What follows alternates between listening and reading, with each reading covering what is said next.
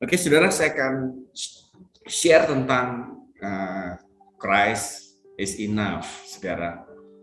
Ya, dan seringkali bahwa mungkin ini terlalu sering diucapkan dalam kehidupan kita, yang mungkin sering terucap, bahkan ada lagu pujian yang mengatakan bahwa Christ is enough for me.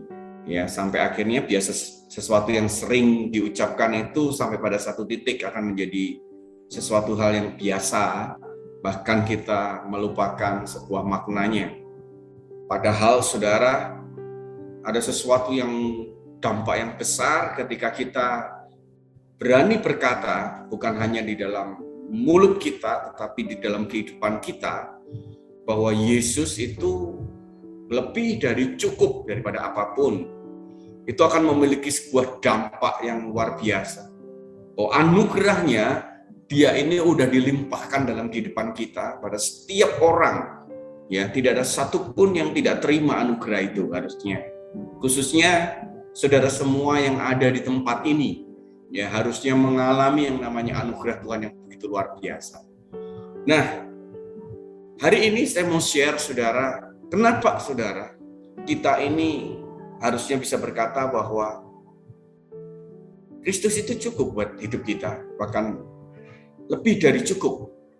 Dan harusnya yang terjadi saudara, kalau itu betul-betul terjadi dalam kehidupan kita, hidup kita akan berubah, bahkan akan mengubahkan banyak orang di sekeliling kita. Ya, mari kita akan lihat bersama-sama alasannya apa sih kita ini berkata bahwa harusnya Kristus itu cukup buat kita. Ya,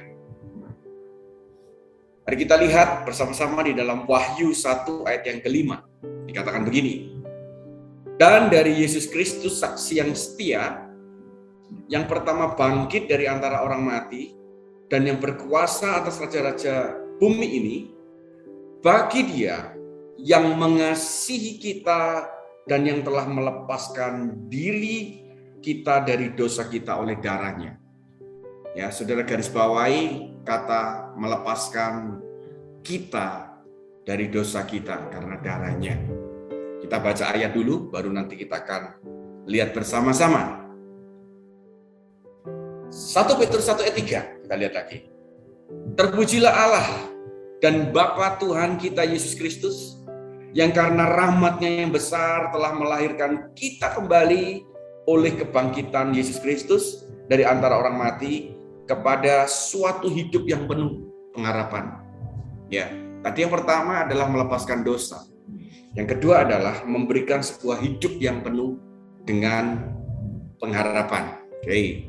Kita lihat satu ayat lagi. 1 Korintus 6 ayat 20.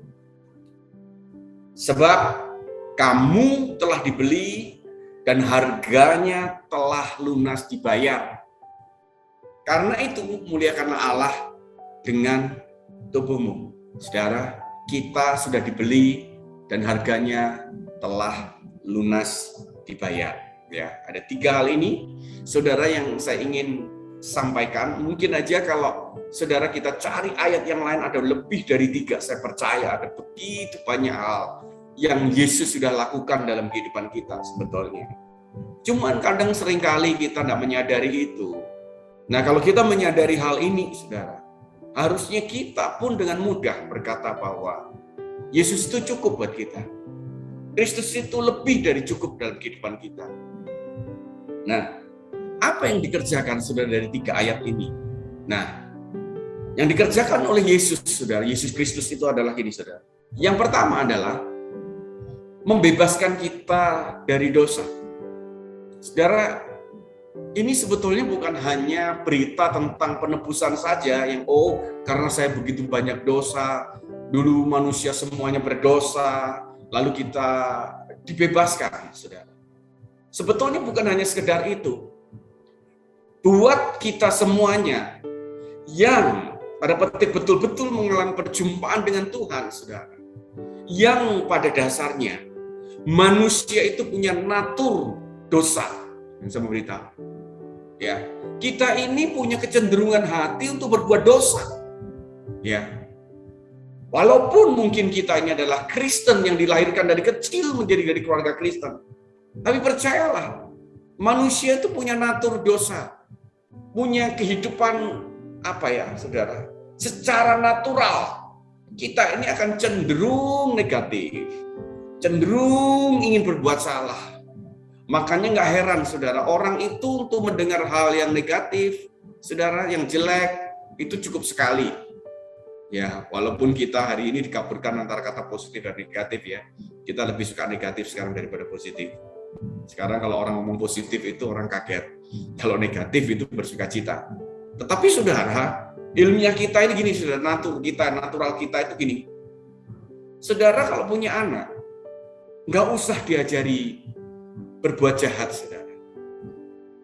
Nggak usah diajari baik aja, pasti dia jadinya jahat. Kita ajarkan yang baik aja, masih kadang-kadang muncul hal yang jahat kok dalam kehidupannya. Kita kaget-kaget mungkin orang tua atau kehidupan kita. Ya, untuk mendengar hal yang tidak baik cukup sekali. Untuk mendengar hal yang benar untuk mengubah kita butuh berulang kali, bahkan orang katakan sampai 7 kali minimal. Kita baru tersadar bahwa saya harusnya seperti ini. Ternyata effort untuk membuat orang menjadi baik dan benar itu butuh berulang kali. Untuk yang tidak benar dan tidak baik cukup sekali. Itu menandakan bahwa kita adalah manusia pendosa, manusia yang cenderung ingin berbuat dosa. Dan tahukah saudara, Yesus menebus kita, membebaskan kita, bukan berarti terus kita tidak punya keinginan itu. Makanya ini saudara yang kedua. Dengan cara apa saudara Yesus membebaskan dosa? Ya, dia menebus kita di atas kayu salib. Tapi bukan hanya itu, dia memberikan hidup. Apa artinya hidup? Kalau kita lihat hidup loh, saya dari dulu belum percaya Yesus sudah hidup kok. Ya, saya hidup. No, maksudnya hidup ini sebetulnya bukan bicara kehidupan kita. Seperti yang waktu Adam dan Hawa, waktu ketika dia makan buah pengertian, buah pengetahuan baik dan jahat. Maka sebetulnya bukan Tuhan aja, iblis berkata bahwa mereka menerima dari firman Tuhan bahwa kamu akan mati kalau makan itu. Tapi iblis kata, enggak, sekali-kali kok akan mati. Ini dua hal. Dan ternyata sepertinya saudara, Adam dan Hawa lebih percaya iblis. Karena dia pikir kematian itu adalah secara tubuh, lahiriah. Tapi sebetulnya yang Tuhan maksudkan adalah kematian itu adalah secara spiritual, secara roh kita. Nah, ini dihidupkan kembali. Itu sebabnya saudara ini penjelasannya.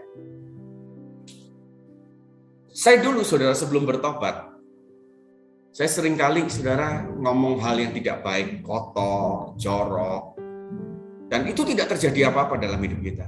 Berbohong itu santai aja. Atau mungkin itu terjadi dalam kehidupan saudara semuanya. Kita santai. Ya, mau ngomong tidak baik, jelek, ngata-ngatain orang, kita santai. Tapi kenapa tiba-tiba saudara, begitu kita bertobat, tiba-tiba saudara ada sesuatu di dalam diri kita, ada sebuah kekuatan yang membuat kita saudara nggak bisa lagi. Tiba-tiba ada sebuah kekuatan yang mengatakan bahwa ini nggak benar. No, ini jangan lakukan. Ini salah. Padahal dulu kita nggak pernah merasakan bahwa itu salah. Dan tiba-tiba kita merasakan. Loh, kenapa kok bisa seperti itu? Saudara kalau baca di Galatia, maka kita akan menemukan saudara bahwa manusia itu terdiri dari 3 dimensi, tubuh, jiwa, dan roh.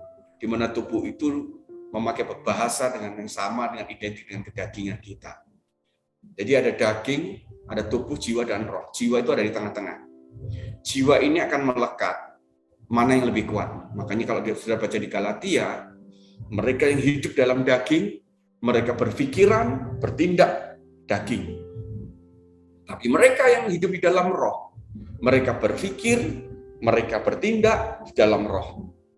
Itu artinya apa, saudara? Bahwa jiwa ada di tengah-tengah antara daging dan roh, mana yang lebih kuat.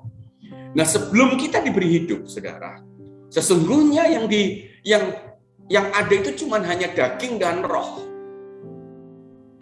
Daging dan jiwa. Roh kita mati pada dasarnya, saudara. Mati roh kita. Makanya nggak ada sebuah kekuatan apapun yang menunjukkan bahwa apa yang kita buat itu salah. Sehingga kita nyaman karena jiwa kita melekat kepada daging kita.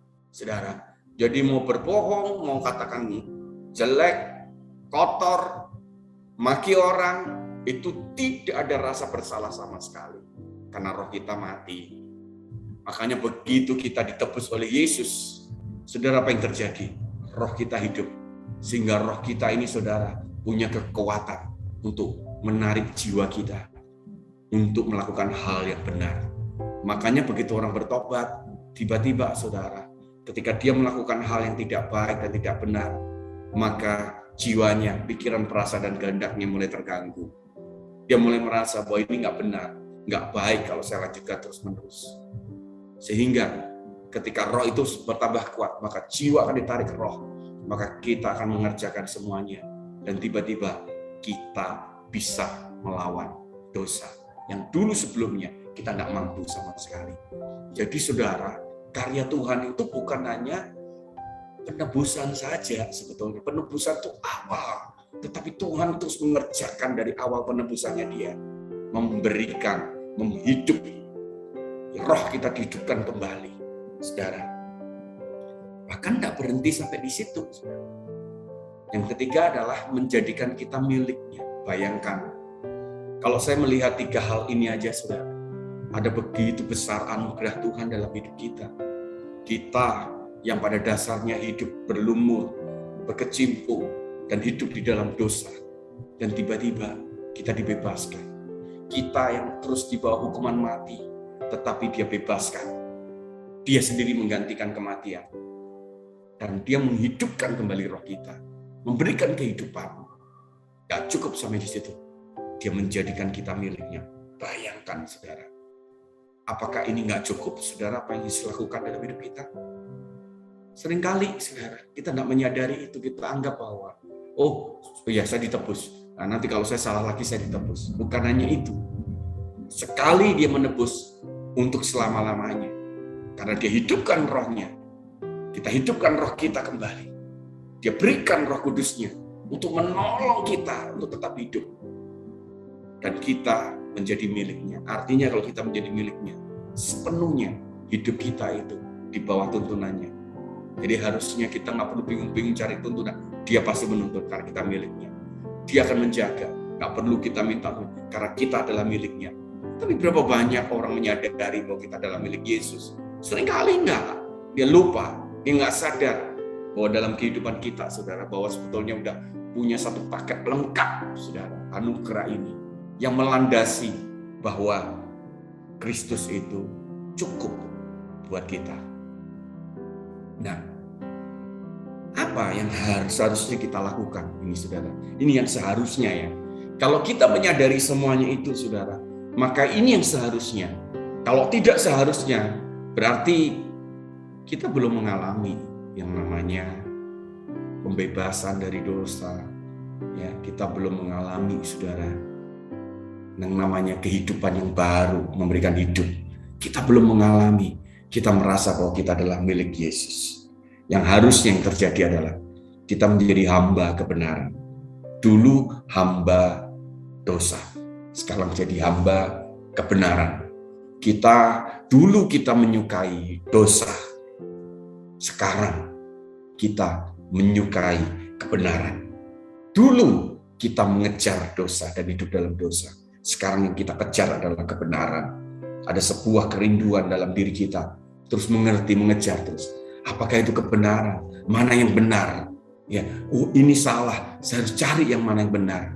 Nah, saudara lihat, ini yang harusnya terjadi. Kemudian, tidak lagi hidup untuk diri kita sendiri, saudara. Begitu roh kita dihidupkan, saudara, maka roh ini, saudara, yang dulunya kita ini daging itu selalu selfish, berpikir terus untuk dirinya. Tapi begitu roh ini dibangun, maka kita sudah tidak hidup untuk diri kita lagi. Kita hidup untuk Tuhan, yang pertama. Dan kita hidup untuk orang sekeliling kita.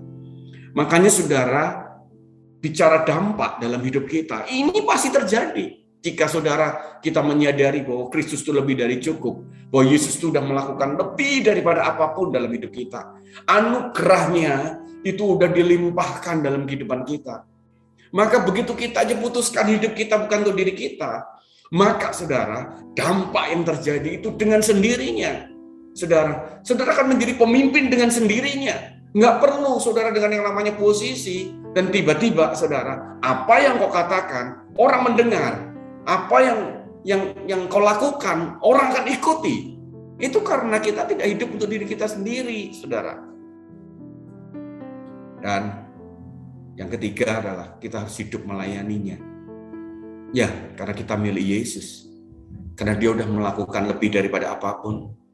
Maka harusnya hidup yang kita berikan adalah hanya untuk melayaninya. Melayani siapa? Melayani siapapun, saudara, yang ada di sekeliling kita. Karena apa, saudara? Kita udah terlalu sering dilayani oleh Yesus tanpa kita sadar. Kita udah terlalu sering dituntun di dalam kehidupan kita. Kita melangkah tanpa sadar. Bahkan kita nggak sadar, saudara, kita ditolong. Nah, seringkali saudara kita nggak bisa melihat itu karena kita selalu berkata bahwa itu faktor kebetulan, faktor keberuntungan. Oh, itu kebetulan saja. Kalau saya terhindar dari malapetaka, oh ya itu karena mungkin kebetulan aja nggak sampai ketabrak.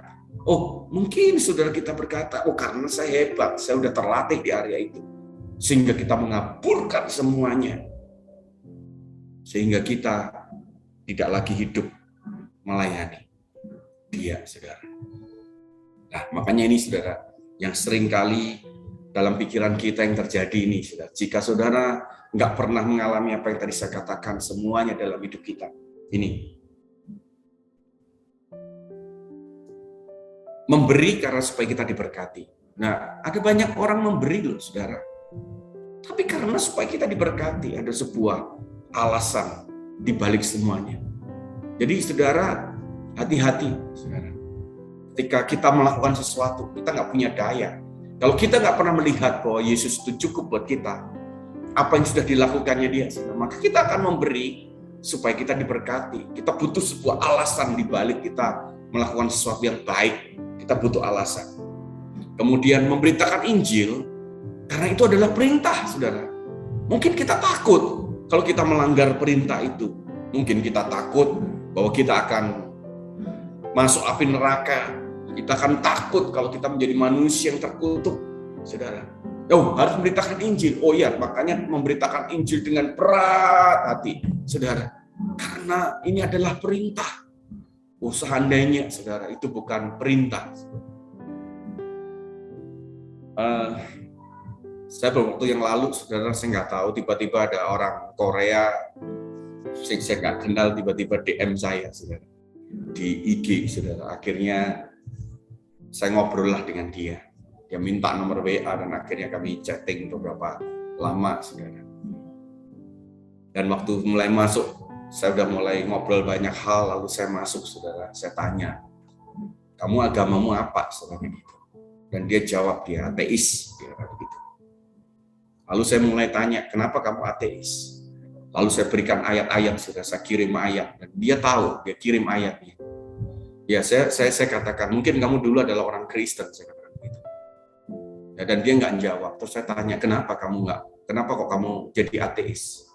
Kenapa kamu nggak jadi Kristen? Saya katakan gitu. Dan dia jawab begini, kekristenan itu terlalu banyak aturan, gitu. Terlalu banyak aturan. Nah, makanya saya jawab gini, Anda salah memahami Kristen. Kalau Kristen itu adalah aturan, saya katakan. No, Kristen bukan aturan, saya katakan begitu. Bukan. Kristen itu adalah kemerdekaan. Saudara, kenapa, saudara, ada banyak orang menganggap bahwa kebenaran firman itu akan menjadi sebuah aturan, saudara, atau bahkan sebuah hukuman ketika mereka tidak melakukan? Ya karena mereka nggak pernah mengenal kasih Tuhan, saudara.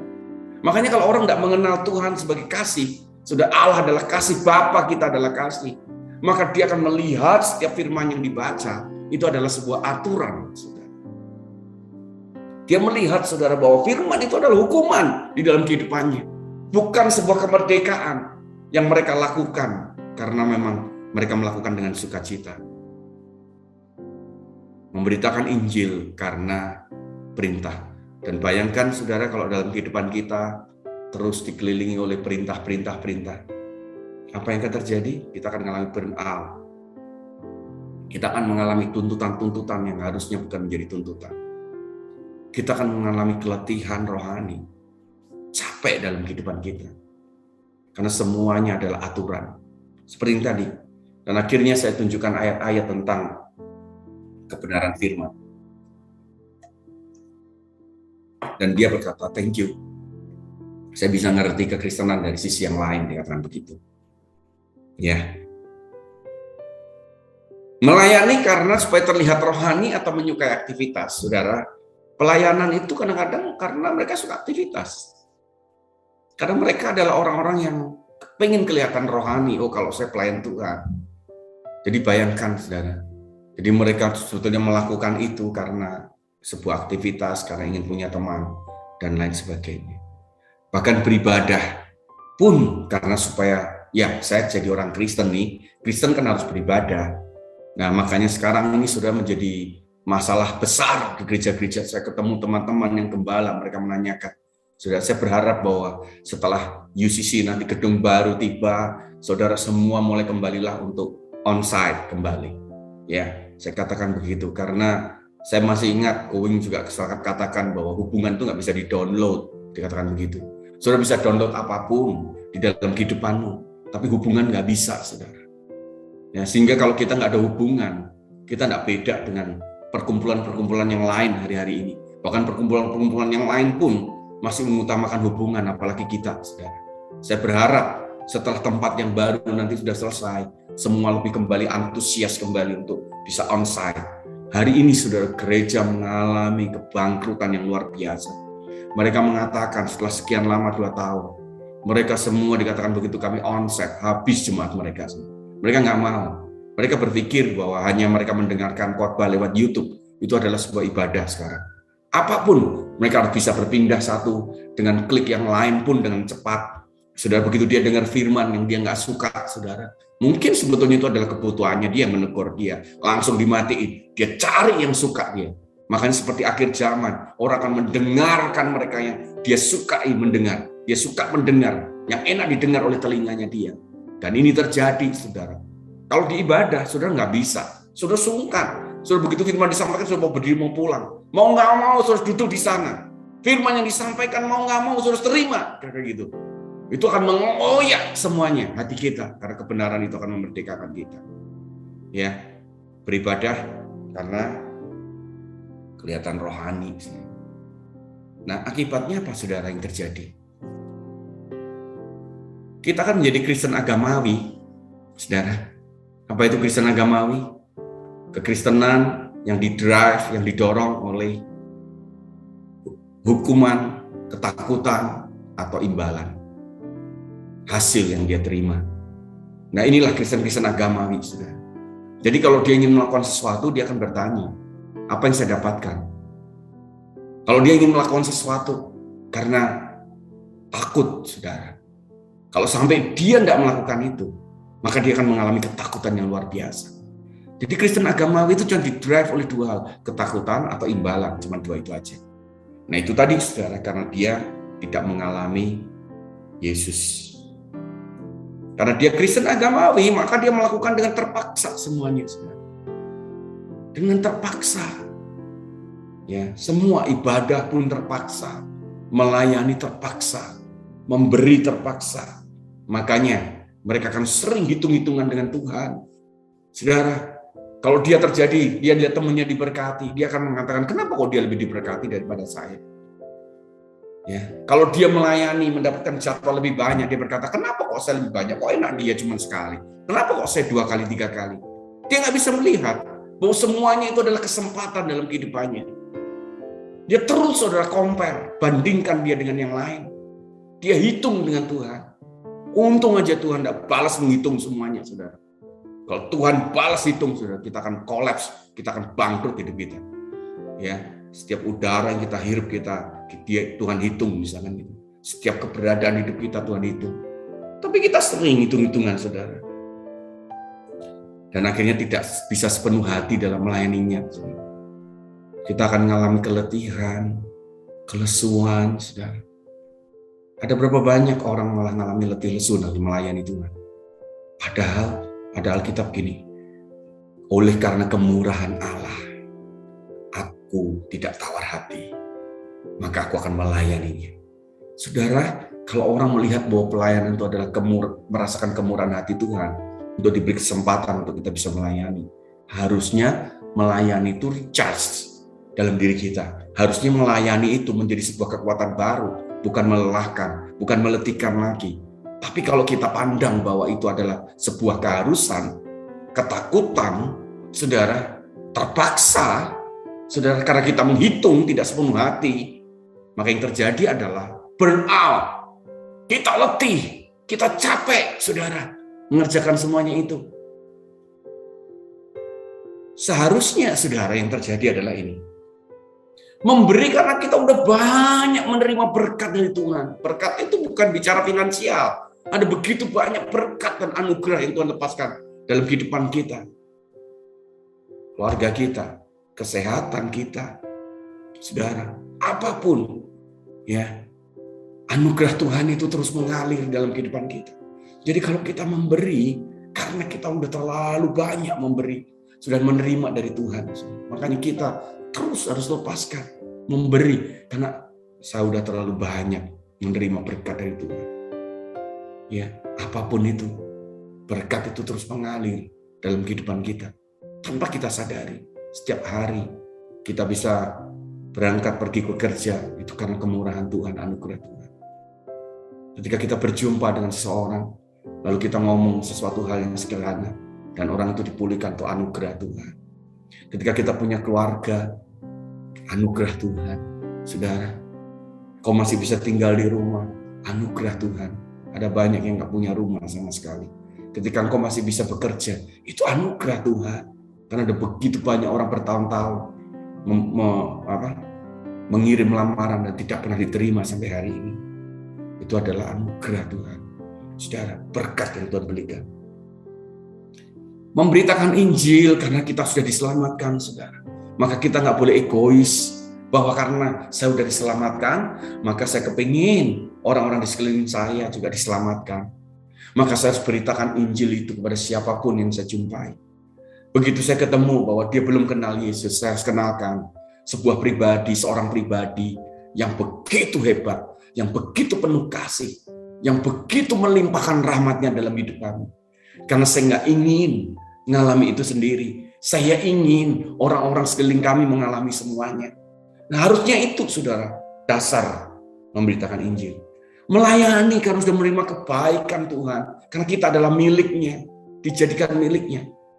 Bahwa tidak ada satupun orang yang bisa, saudara, menyakiti kita tanpa seizinnya Dia, saudara. Jadi percayalah bahwa apa yang kita alami tidak akan pernah melebihi kekuatan kita. Sudah jelas di situ. Berarti kita pasti sanggup dan Dia akan mendampingi hidup kita. Bayangkan, kurang apa, saudara? Ya, begitu saya berjumpa, begitu saya bertobat, begitu saya mengalami kelahiran baru, yang saya lakukan cuma satu, kerinduan hati saya terbesar. Saya mau melayani Tuhan. Saya ingin melayani Dia, Raja di atas segala raja. Dan akhirnya sampai hari ini, saudara, saya mau melayani Dia. Apapun yang terjadi, begitu ada kesempatan, saya akan melayani. Ya, karena saya sudah terima kebaikan Tuhan. Kita beribadah karena kita ingin mempersembahkan sesuatu kepada Tuhan dengan ucapan syukur. Ibadah itu mempersembahkan, saudara. Ibadah itu udah bukan menerima lagi. Saya terheran-heran ada begitu banyak orang. Begitu dia ibadah, dia ngomong saya nggak dapat apa-apa. Terus saya cuma mikir, terus dia pandangan dia ibadah itu apa? Nggak ada. Cari di Alkitab. Ibadah itu mempersembahkan, saudara. Bahkan mereka yang paling miskin aja mereka membawa korban kok waktu mereka beribadah. Harusnya, saudara, siapapun di antara kita begitu kita datang ibadah, kita harus persembahkan sesuatu. Persembahkan hidupmu, persembahkan waktumu, persembahkan apapun, saudara. Ketika engkau ada di ibadah.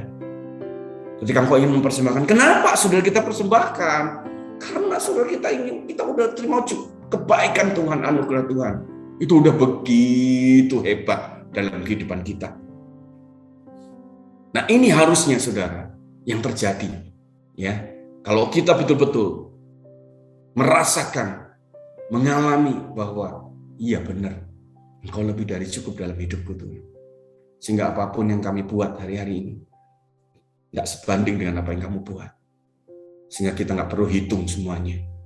Bahkan kita akan merasa terus berhutang sama Tuhan. Sehingga kita melakukan semuanya bukan kekuatan kita, tapi kekuatan Tuhan. Ya. Nah, sekarang kita lihat rasa cukup, saudara. Rupanya rasa cukup itu perlu dilatih dalam kehidupan kita. Sehingga kita sering kali, saudara, kita merasa terus nggak cukup. Tuhan sudah berbuat sesuatu dan kita berkata, masih belum. Masih nggak terlalu banyak. Saudara, seringkali kita berkata begitu. Ternyata rasa cukup itu saudara perlu dipahami. Saudara, dilatih dalam kehidupan kita. Nah, saudara, kalau saudara sudah melihat bagaimana Tuhan melakukan berkelimpahan, saudara, Tuhan itu lebih dari cukup. Nah, saudara, rasa cukup itu luar biasa ini. Ya, rasa cukup itu akan membuat kita hidup selalu bersyukur, saudara. Kita selalu bersyukur. Kalau saudara nggak ada rasa cukup, rasa kurang, nggak bisa bersyukur. Orang terus yang merasa kurang dalam hidupnya, tidak akan pernah bisa bersyukur dalam kehidupannya. Rasa cukup itu akan membuka peluang untuk kita berbagi dengan orang lain, saudara. Ya, lawan dari rasa cukup adalah rasa kurang. Kalau rasa kurang, saudara, dia akan pakai semuanya untuk dirinya. Kalau orang udah rasa cukup, saudara, akan membuka peluang ini. Saya mau berbagi kepada orang lain. Oh, kalau segini ini cukup buat saya, sisanya itu buat orang-orang sekeliling kami. Oh, kalau Tuhan memberikan kebaikan yang begitu berlimpah. Oh, saya cukup Tuhan menerima kebaikan. Dan hari ini saya akan teruskan kebaikan kepada setiap orang yang saya jumpai. Oh, Yesus, Kau udah menolong kami, udah terlalu banyak. Tuh, biarkan pertolongan ini saya bagikan kepada setiap orang yang mereka mengalami kesulitan. Loh, bayangkan kalau kita hidup seperti ini, apa yang tidak muncul dampak dalam hidup kita? Apalagi, saudara?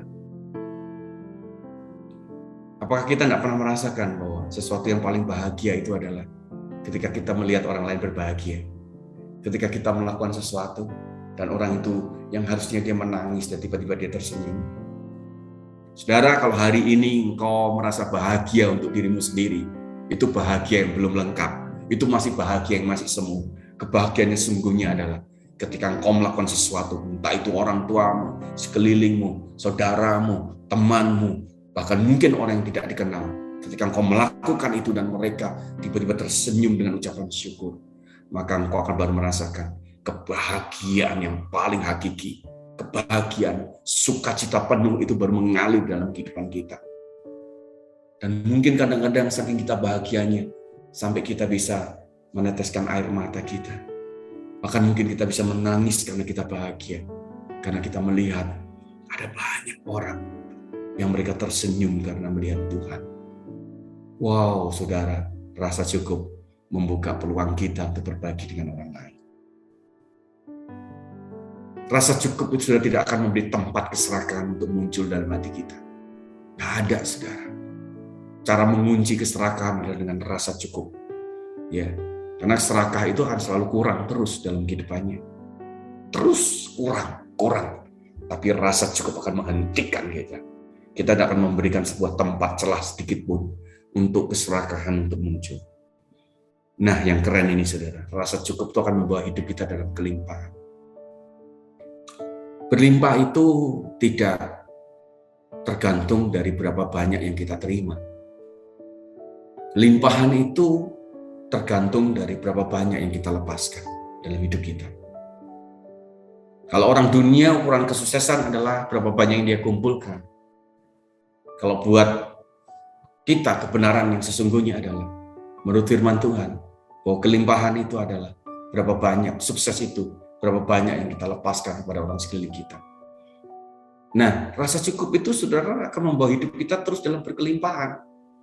Ya, orang-orang di sekeliling kita akan merasakan berkelimpahan itu tumpah, saudara. Jadi nggak peduli tempatnya, mau besar, mau kecil, yang penting tumpah. Karena ada orang yang punya tempatnya gede tapi nggak pernah tumpah. Ya, jadi dia nggak pernah berkelimpah. Saya pernah berjumpa dengan orang itu, saudara. Orang-orang seperti itu.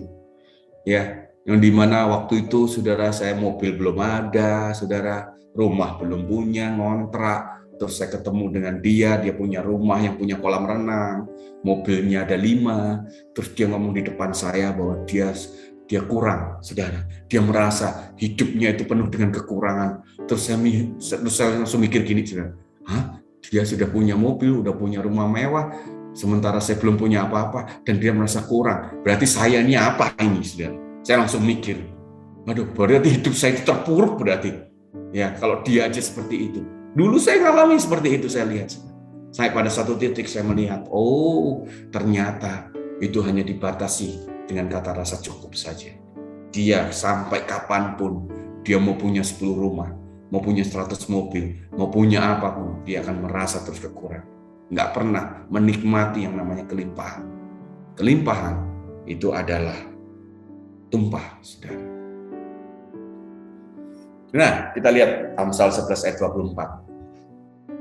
Ada yang menyebar harta tetapi bertambah kaya, dan ada yang menghemat secara luar biasa namun selalu berkekurangan. Nah, ini saudara, rasa cukup versus keserakahan, saudara. Menyebar harta kok bertambah kaya? Ya, secara ilmu ekonomi kayaknya bertentangan. Menghemat selalu kekurangan. Bukankah dulu, nah saya nggak tahu sekarang masih diajarkan nggak?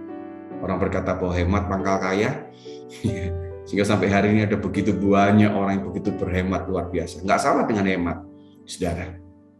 Tapi kalau ini akan menjadi kata menghilangkan rasa cukup, saudara, itu cukup mengerikan, saudara.